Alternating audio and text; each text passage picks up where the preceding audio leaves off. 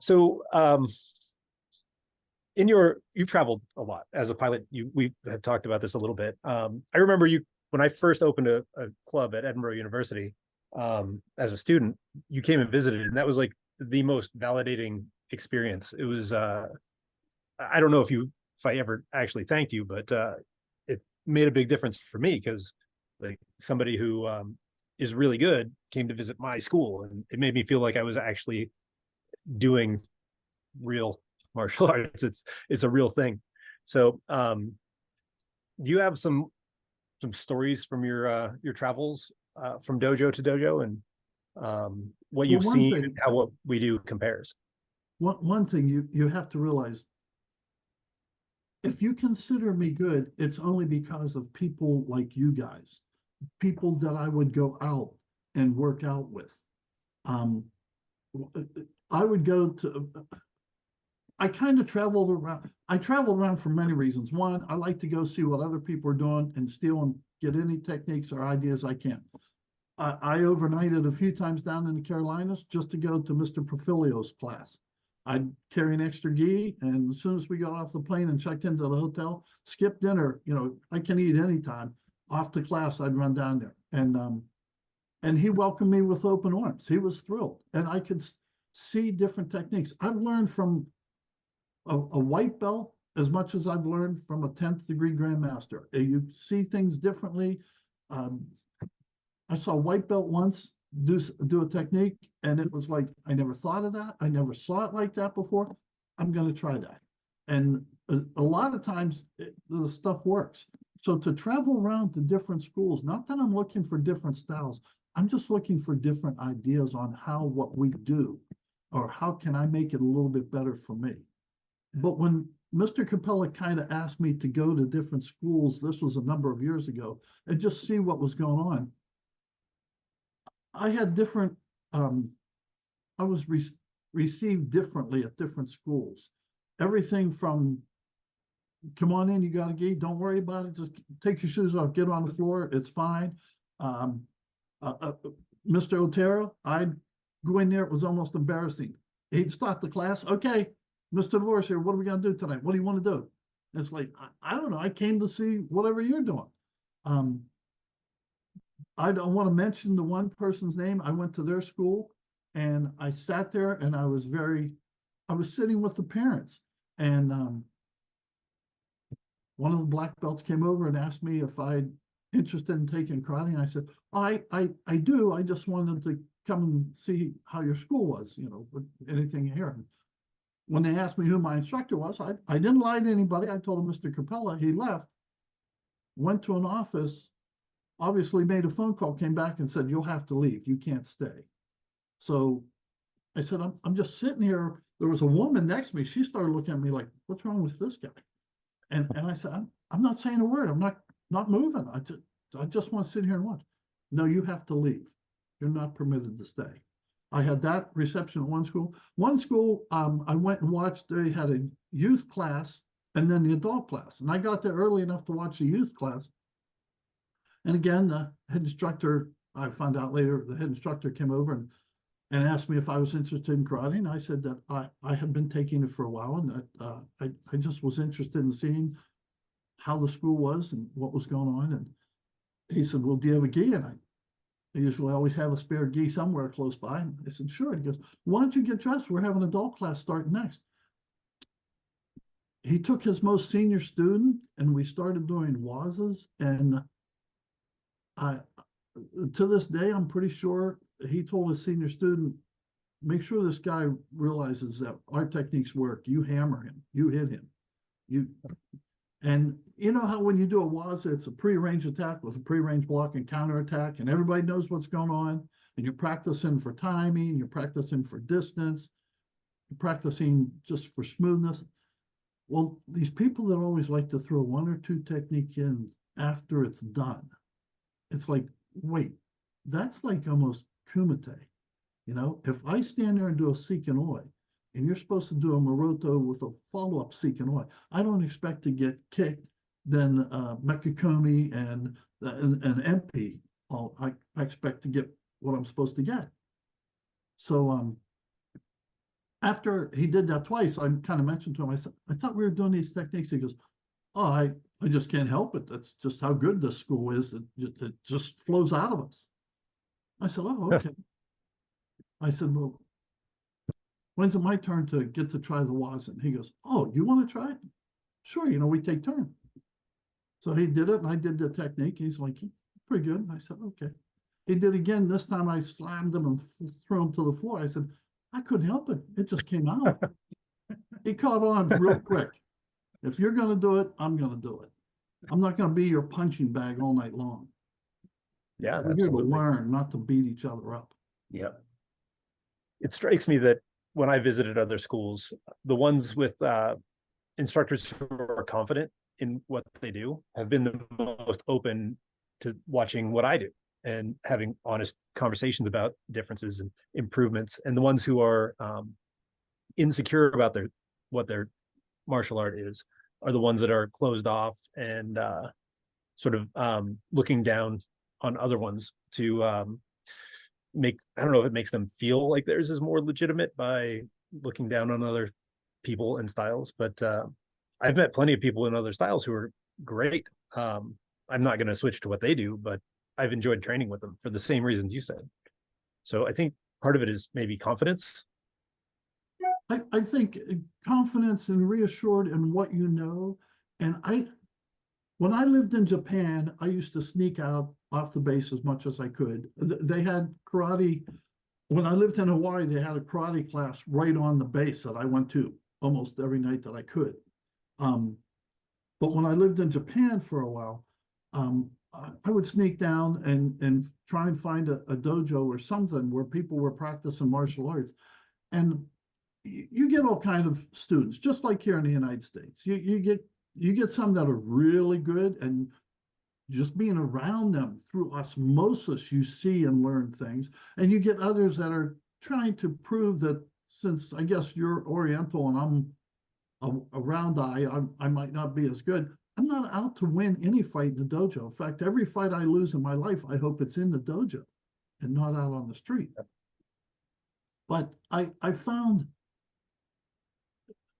when I was in Japan and in Hawaii, I didn't run into it near as much. In fact, I'm trying to think if I ever ran into it. They were happy in just training, just learning and training. They didn't care if I was better or worse or equal. It didn't matter. It was a self-driving thing, and they wanted to get as good as they could. And they don't get good by trying to make you look bad. That doesn't make them look good. They get good because they strive to get good.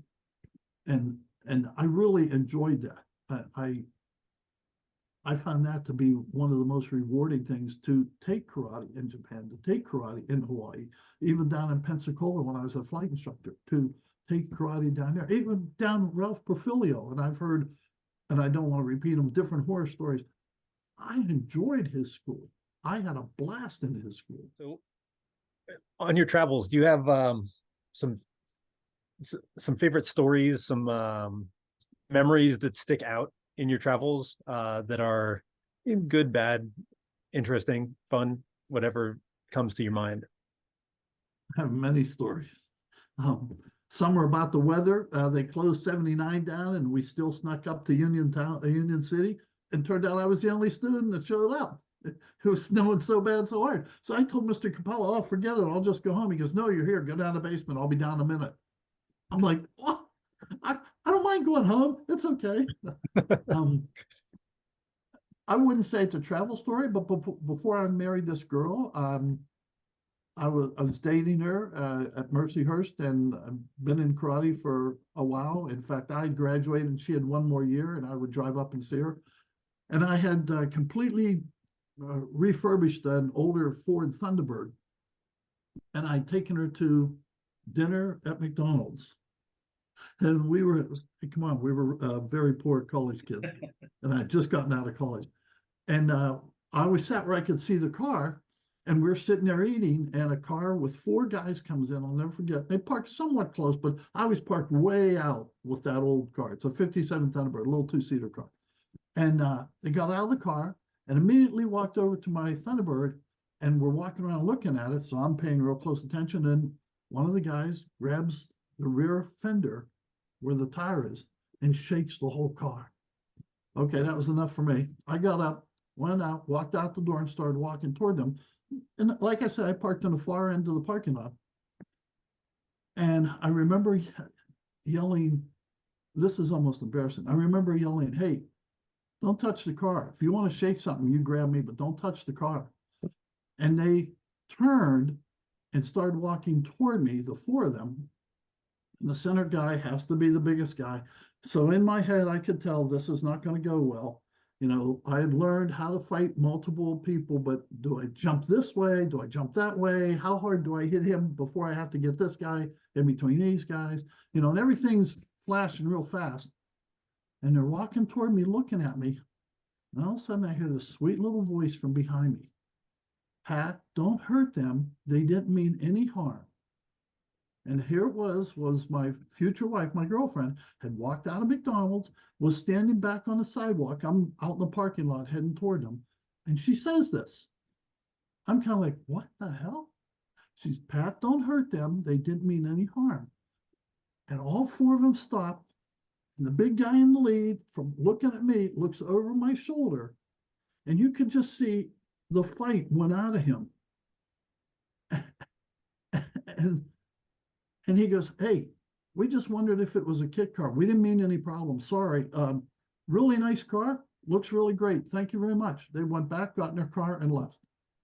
I never threw a punch. I never did it. I didn't even get in a stance. I didn't do a thing. And I don't know whether to be mad at her or not. And to this day, I'm thrilled she saved me. So that's a little embarrassing of one of my first big karate incidents. But you won. Yeah. Yeah. You were talking about the development of Goshin Jutsu a little while ago, about like how it developed with sparring, but what are some of the bigger changes that you've seen over the years? Or some of the ways that it's kind of progressed? I've seen, actually, it's the people that have stayed as close to what Mr. Durant taught that I see the most devastating, what I consider martial arts. It's the people that have wandered farther from the basics. I see things that, in my opinion, either wouldn't work, or you'd be lucky if they worked, or I don't understand why some of it got so far. I've seen videos on YouTube of people that were very good and directly from Mr. Durant, but their students and then their students' students. And as tough as Mr. Capella was, as long as you were doing it correctly, you got positive reinforcement. If you weren't doing it correctly or got lazy or lackadaisical about it, he would get on you. And there were times where, I just wasn't in the mood to be told my stance wasn't solid. But I look back now and it's like, well, if your stance isn't solid, how good are your punches going to be? How good are your kicks going to be? How good's a block going to be? And if you can't, if the other person throws the first punch, if you can't block it well enough, what makes you think you're going to get a hit or be able to do anything offensively? And some of the stuff that I see, it's like, come on. The only thing is a hassle is the thing that you really don't want to do. And there's times where I really don't want to do. There's times I drove all the way to Union City and I parked in his driveway. And it's like, what the hell am I doing here? I really don't want to be here. And it's like, there was a professional basketball player. Professionalism is when you really do something you really, really like, but when you don't want to do it. And there were many times I'd get out and go to class and I really didn't want to, but like 10 seconds after I was on the floor, it's like, yep, I'm pumped up. Okay, let's go, And I just, there's very few, but there are very few people besides the guys that have directly stayed with Capella that are still doing what Durant did. And that doesn't mean what they're doing doesn't work. It's no longer Goshin Jutsu. It's something else. I've noticed a lot of other schools that start to incorporate like Taekwondo. There's quite a few schools right now that I've seen that they're cross training in like Brazilian Jiu-Jitsu or MMA. And do you think that there are any of those other martial arts that people are trying to cross train in that do supplement in a positive way?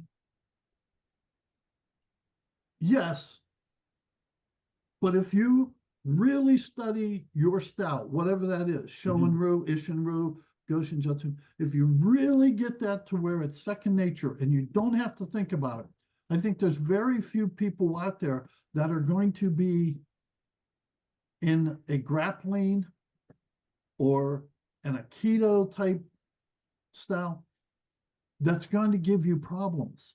I love what Mr. Mullen says, and he's going to jiu-jitsu school now for a while. I don't think he goes anymore. His comment is, if you end up on the ground, you've already made a mistake.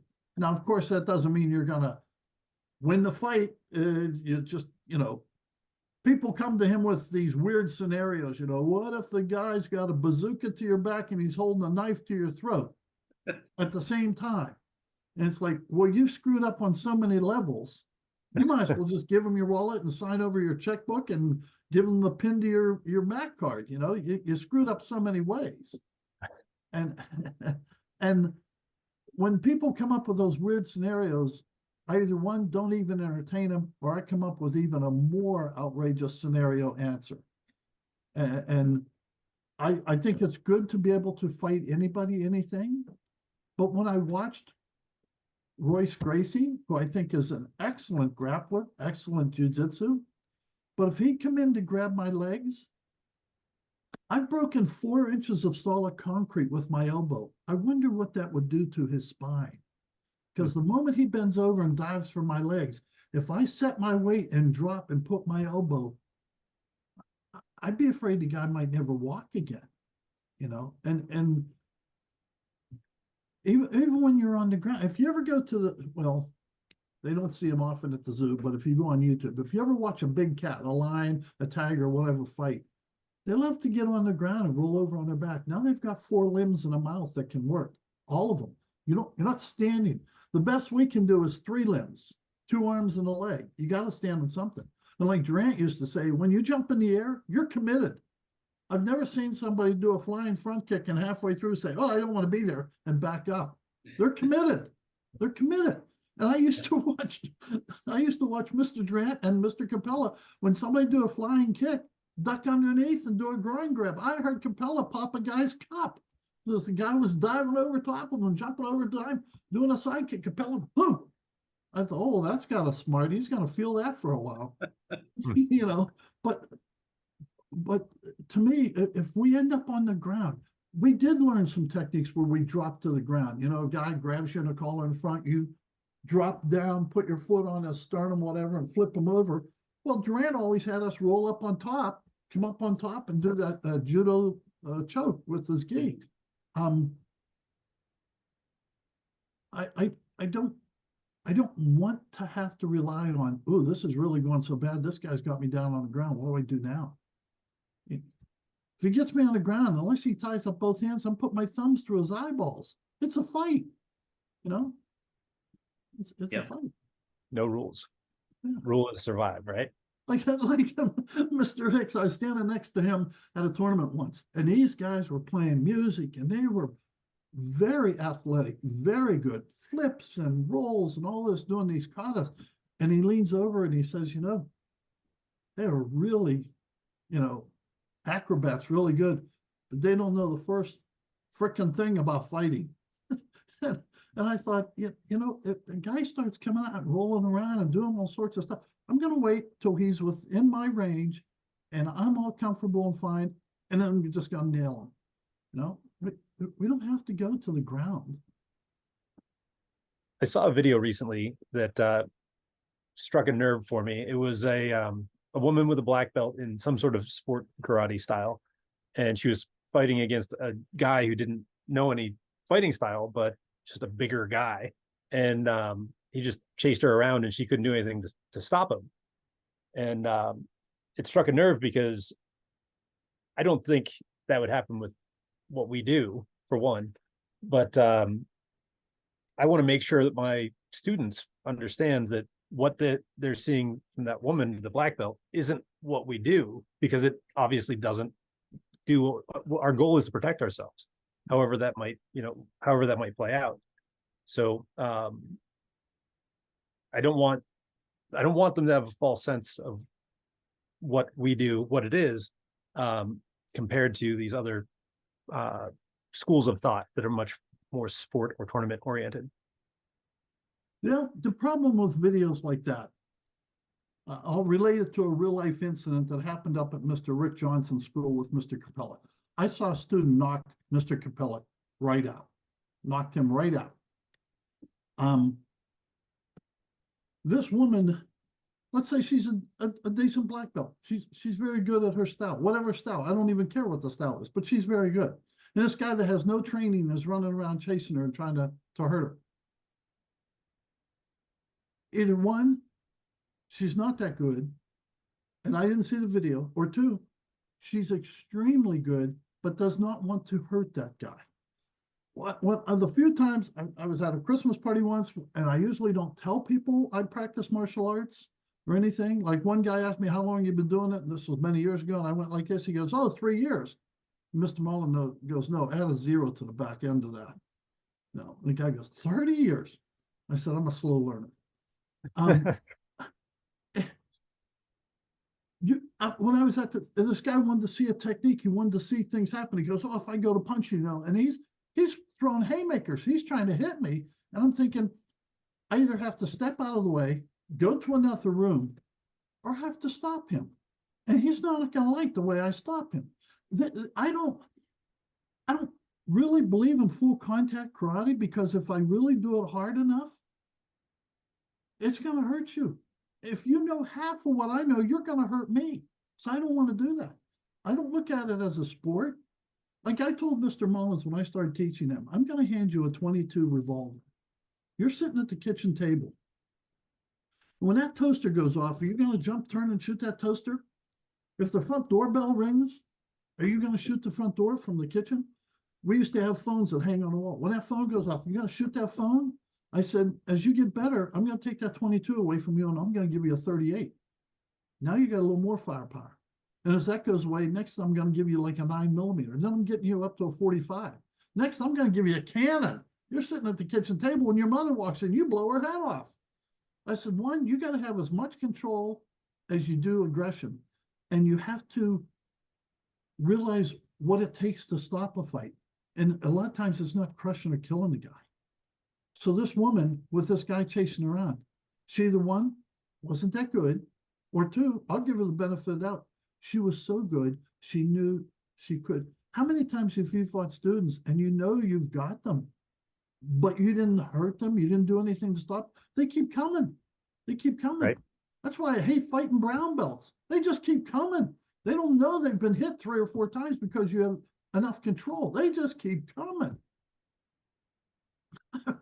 I was the center judge for a brown belt kumite, which I hate brown belts. And 2 brown belts were going at it, and I kept breaking them up and going at it and breaking up. Till finally they just went hog wild. And I jumped in, grabbed the gi of one guy, put my fist up in his face, and put a side kick on the other guy's chest. Just stopped them both at the same time. Their instructor comes over and goes, I don't know who you are, but I want to see you kumite. He goes, that was fabulous. And I said, that's not what we're supposed to be doing here. You know, when I say stop or whatever, they're supposed to stop. They don't supposed to keep pounding each other, you know. So it's, you have to have as much control as you have technique and power. I think that kind of partially answers the question. what do you have a philosophy of martial arts, personal philosophy of what martial arts are to you? Try to be humble, graceful, and stay out of a fight. Because if you get into a real fight, somebody's going to get hurt, whether it's you or whether it's the person that you're fighting with. Let me just go back just for a second when I told you I saw a student knock Mr. Capella right out cold. We were at Mr. Johnson's, we were doing some practice was and some demonstration, and this student was very good at chokeholds. And we were doing, this is the closest I ever saw Mr. Mullins want to take somebody's head off, because I had to grab him to keep him from taking this guy's head off. This guy is fighting with Mr. Capella. And Mr. Capella, I loved fighting him. I would feel when I got hit, but I didn't limp home that night. Okay, so he's doing this. Well, this guy's not stopping. Well, Mr. Capella's always lived by he'd rather take a hit than give a hit. He's said that many times to me. When you're fighting with your students, you better be able to take a hit rather than give a hit. And this guy jumps and gets him in a chokehold and chokes him. And I see Mr. Capella very casually tap like, okay. The guy doesn't leave go.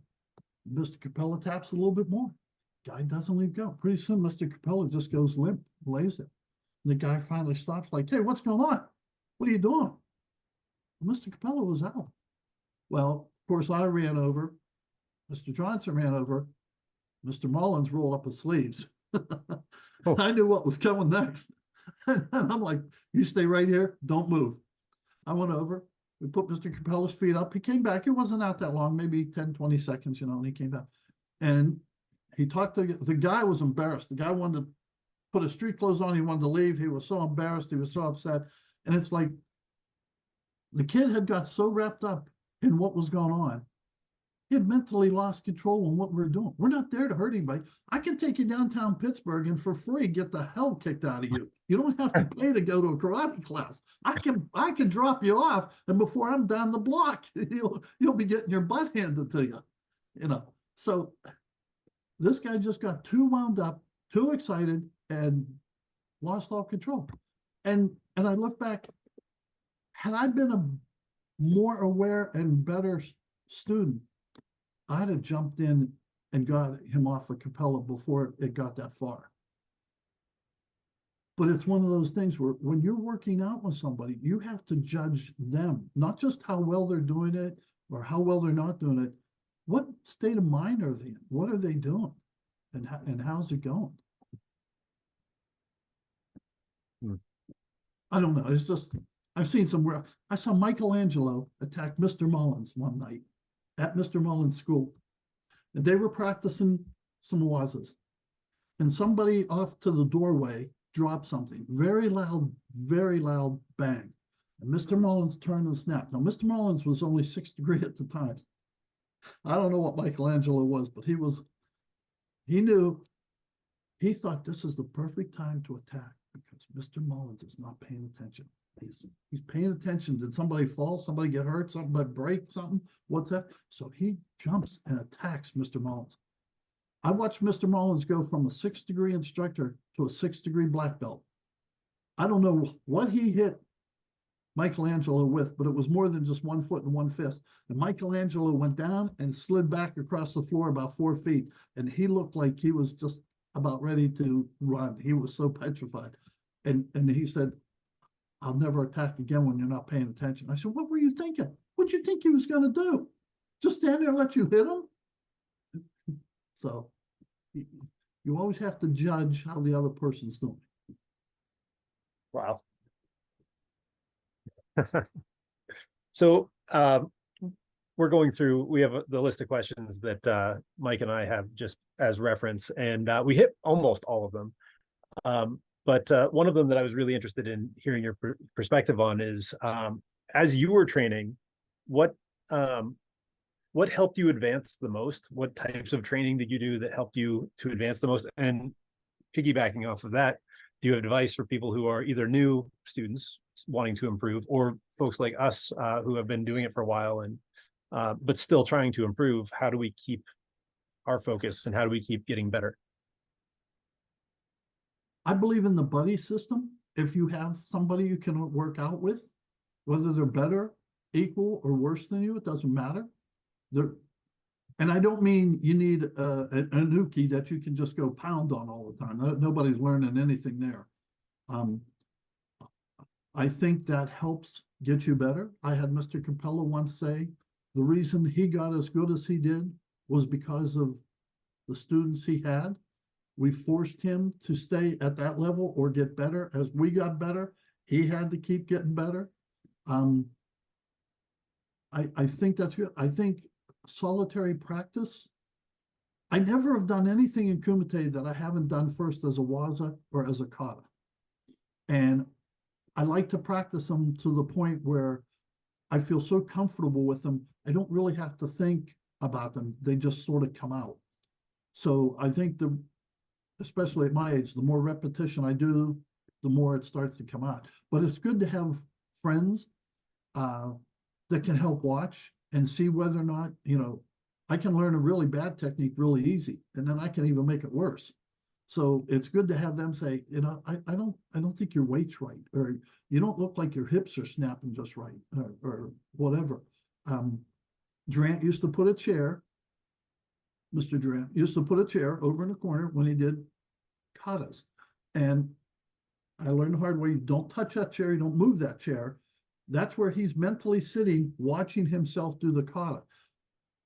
There weren't a lot of people at his level to help him stay at that level.